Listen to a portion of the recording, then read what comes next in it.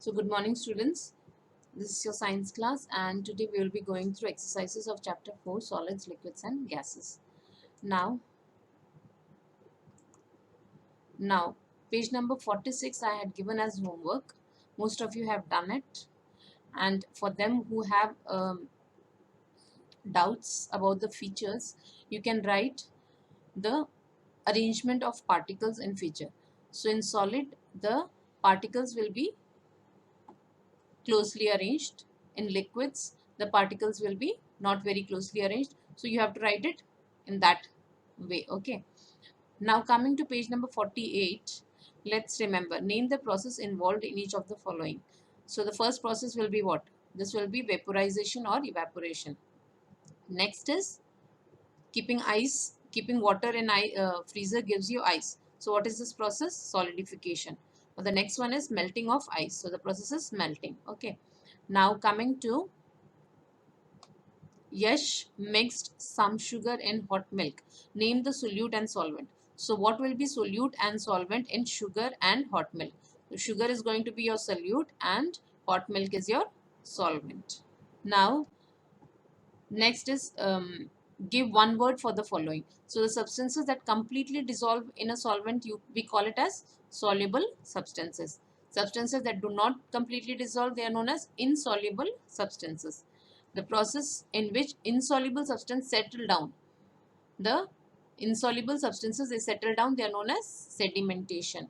Now fourth is the process in which a solution containing insoluble substance is passed through a filter. Whenever filter paper is used, the process is known as filtration. Okay, now next one you can do on your own. Write S for soluble and I for insoluble. The sand is what? Sand is insoluble. The rest you can do on your own. Now coming to exercises. First is objective type questions. In that first one, fill in the blanks. So a substance that has mass and occupies space. It is the definition of what? It is a definition of matter. Next is all substances are made up of, they are all made up of what? They are made up of particles. So everything or matter is made up of particles. Now coming to fluids. This is very important. The fluids include both liquids and gases. Okay. Now matter, it can or cannot be change its form from one state to another.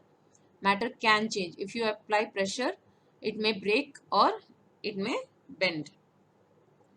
So matter can change its form.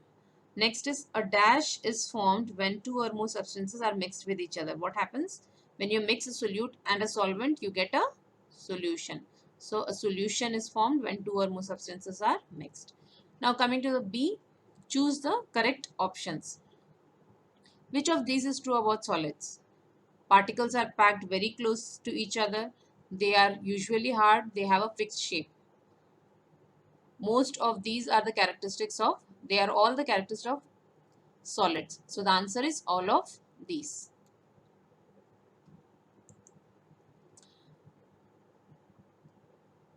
The answer is all of these. Which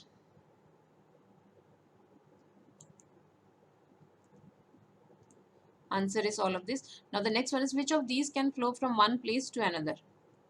Milk and water, air, oxygen and juice, or all of these? All of these actually. So they can, we have learned that both gas and liquids can flow from one place to another. So air, oxygen, they come in gases. So milk, water, air, oxygen and juice, all of these can flow from one place to another. So that is why they are known as fluids also. Now which of these falls in the group of fluids? Again, so liquids and gases, both they come in the category of fluids. Which of these processes change water to ice? Is it boiling, evaporation, condensation, or solidification? It is solidification. When you keep ice in freezer, it becomes water in freezer, it becomes ice. So the process is known as solidification. Which of these is a solute in a sugar solution? So sugar is the solute. And milk or water will be what? They will be the solvent. Now coming to number 6, which of these processes are best suited to remove insoluble substances from water? insoluble substances. How will you separate insoluble substances? We have learned three processes. They are sedimentation, decantation, now seventh one is, which of these would you use to separate salt from water? Salt from water. We heated the salt solution to get salt, है ना? So the process was known as evaporation. Okay. Now the next one is, which process takes place when you take out an ice cube from the freezer? What happens when you take out an ice cube from the freezer? It melts. So the process is known as melting. Next one is, give two examples. Okay. The substance in which particles are very closely arranged. Any two substances in which the particles are closely arranged. You can give your own examples. I have given you stone and book. Now the next one is substance in which particles are loosely arranged. So they are gases. I have given you oxygen and carbon dioxide. Even nitrogen can be written. Now fluids. So it can be gas and it can be liquid. Now coming to substances that are soluble in water. Two examples are salt and sugar. Substance insoluble in water. The two examples are sand and chalk. Now coming to B, name what you would get in the following. Okay.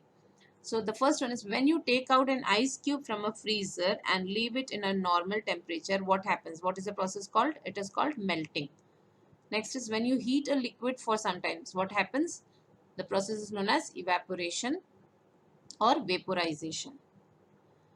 Okay, now the next one is, if you fill water in an ice tray and keep it in a freezer, what happens? The process is known as solidification.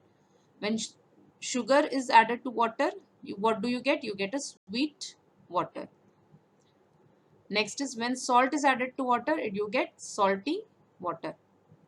Now answer the following questions. This we'll be doing tomorrow. Now coming to, let's recall. This can be done as homework. Please do it as homework. It is very easy. States of matter and change of states. So the first one was what? Solid, liquid, gas. The process here is known as melting. Next one is known as evaporation. From here it goes to condensation, and from liquid to solid is what? Solidification. Now you need to write these down. You can do all these. This is very easy. You can do it. Now let's observe is also very easy. You need to write down solid, liquid and gas. What is solid, liquid and gas? They have given you the three examples here. Water, mountains or air inside. Whatever it is, you have to write it down. Do it as homework.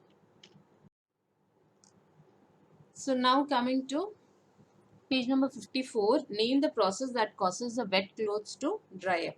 Now the wet clothes, there is water in the wet clothes, so the liquid is changing into gas. Now, in the presence of heat. So the process is known as what? We call it as evaporation or vaporization. Now the next one is, let's connect. So here they are giving you how to find out the area. Okay, so count the total number of squares that the book covers. So the book covers some 16 squares here. This 16 can also be found out with the help of this formula, length into breadth. So here the length will be 4 into breadth will be 4. The length 4 into 4 will give you 16. Now the next one, they are asking you to find the area of a tile which has 10 centimeter length and 20 centimeter width. So length into breadth will give you 10 into 20 will give you how much? 200 square centimeter, and this is the unit of area. Okay. Now second one is, the amount of water filled inside the glass is the volume of water that the glass holds. Whatever water is inside this glass is the volume of the glass. Now how do you find the volume of a cuboid? The formula is length into breadth into height. They are asking you to find the volume of a tank that is 5 meters high, 2 meters width and 2 meters long.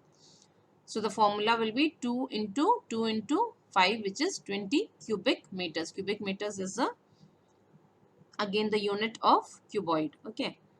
Now coming to, let's apply. Maya added suji or rava instead of salt to a glass of water. How would she be able to remove it from the water? Now suji or rava, they are what? They are insoluble substances. Okay. For insoluble substances, we have learned three processes, and they are what? They are filtration, sedimentation and decantation. So insoluble substances, they can be separated by these three methods. Next is, Poonam is wondering, why does it snow on high mountains? Can you tell me? Can you tell me why? So what happens in high mountains? It is very cold. So in colder condition, what happens is the water, it solidifies to form what? It forms snow. So it is very cold in high mountains and water changes to its solid state by the process of solidification. Now let's analyze and evaluate. So they are asking you which of the two, A or B, will be better option to get a clear liquid. What will be the better option? In this, what happens, the insoluble substances is they are at the bottom of the cup, if you see it here. Now the first process A is the correct process or the better option, because with the help of the strainer, what happens, you're going to remove the tea leaves. Now the second question is, judge whether tea leaves are soluble or insoluble. Tea leaves are what? They are insoluble in water. Okay. So give one reason to justify your answer. What is the one reason that you can give? I've told that picture A is better. Huh? So in picture A, the process of filtration is used to separate tea leaves from tea using a strainer. Okay. So here the process of filtration is being used. Now this one, let's create. This you can do in your rough copies. Just list any of the 15 things that come across in your daily life, and then what you're going to do, you're going to draw them and use bindis to show how the particles are arranged in them. Okay, you can do this in your rough copies, not in your class copies. So do it in your rough copies, and you can use bindis, or you can even use color pencils to draw these dots. Draw the things, and then you draw the particles, how they are arranged. Okay. Now coming to the next one, with the help of your mother, open the masala box in the kitchen. This you can do at home. Open some masala boxes with the help of your mother. Ask her to be with you. Make a list of all the things you find.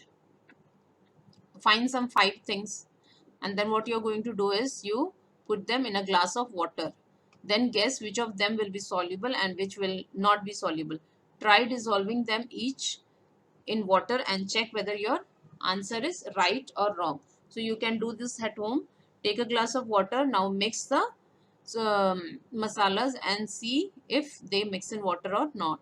And then you can write it down here. So that's it for today. Thank you so much.